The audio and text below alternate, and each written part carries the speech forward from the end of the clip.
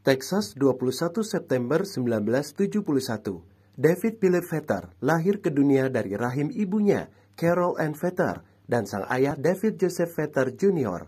Ia seperti anak pada umumnya, mungil kecil dan imut rupanya. Namun, ada sesuatu yang menjangkiti. Ternyata ia menderita SCID, Severe Combined Immunodeficiency. Penyakit ini mengakibatkan tubuh tidak dapat membentuk antibodi. Penyakit turunan yang sebelumnya pernah menjangkiti kakaknya, kini ia juga merasakan hal yang sama. Sekilas mengenai penyakit SCID.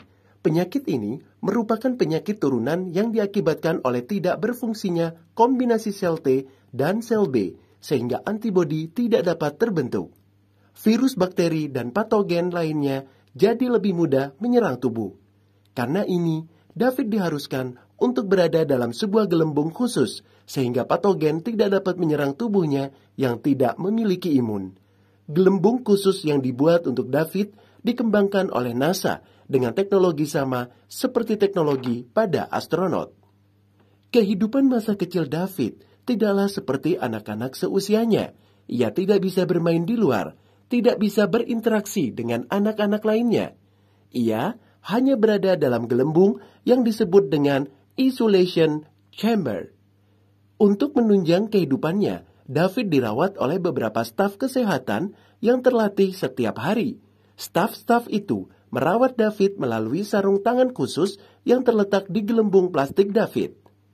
Air, makanan, pakaian, dan kebutuhan lainnya sebelum dimasukkan ke dalam isolation chamber milik David. Semua kebutuhan tersebut disterilkan terlebih dahulu dengan menggunakan gas ethylene oxide selama 4 jam pada suhu 60 derajat Celcius. Kemudian diangin-anginkan selama 7 hari sebelum masuk ke sterile chamber. Tidak hanya itu, ketika dokter dan tim medis lain ingin berkomunikasi dengan David, mereka mengalami kesulitan karena bunyi kompresor udara yang keras. Dr. John Montgomery beserta timnya berusaha untuk memberikan David kehidupan yang normal, termasuk memberikan edukasi formal, televisi, dan tempat bermain di dalam sterile chamber. Kemudian 3 tahun berlalu, perawatan David dilanjutkan di rumah orang tuanya di Conroe, Texas. Ada tantangan tersendiri ketika memindahkan David dari satu lokasi ke lokasi lainnya. Setidaknya David dapat berada di rumah sekitar periode 2-3 minggu di rumahnya.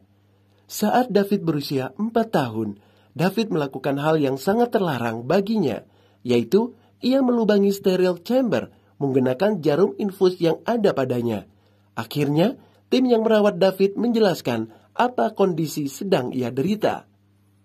Seiring waktu, David beranjak dari balita ke anak-anak. Di usianya yang ke-6 tahun, ia mendapatkan sedikit kabar bahagia karena ia tidak lagi harus terus-menerus berada di dalam gelembungnya. Beberapa insinyur dari NASA merancang sebuah pakaian khusus agar David dapat beraktivitas di luar. Pakaian ini mirip seperti pakaian yang digunakan oleh astronot di luar angkasa. Selama ia beraktivitas di luar, ia harus menggunakan pakaian khusus tersebut agar terhindar dari patogen yang membahayakan. Ada satu cara yang dapat dilakukan untuk mengobati penyakit David, yaitu dengan transplantasi sumsum tulang. Dokter melakukan transplantasi sumsum tulang ini menggunakan sumsum tulang dari kakak perempuan David, Catherine. Proses transplantasi berjalan lancar, dan untuk beberapa saat kondisi David kian membaik. Namun ternyata ada satu jenis patogen virus menjangkiti donor sumsum tulang tersebut. Virusnya yaitu Epstein-Barr yang terlewatkan ketika proses screening. Dan akhirnya David meninggal dunia.